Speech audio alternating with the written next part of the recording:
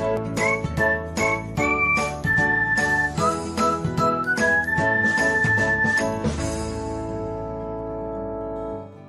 everyone, welcome back to another episode of Technologyglance.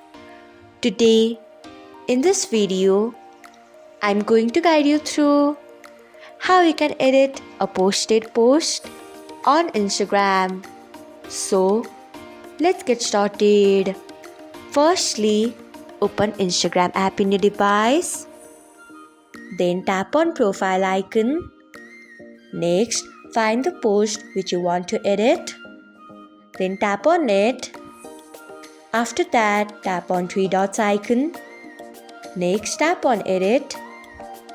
You can add caption or you can tag people. Here I am adding caption. After you are done with editing, you can see the option of tick button on top right corner of your screen. Then tap on it.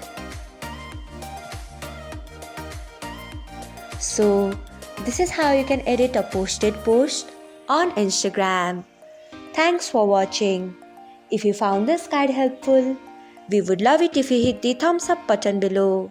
We upload great new tech tutorials like this one every day.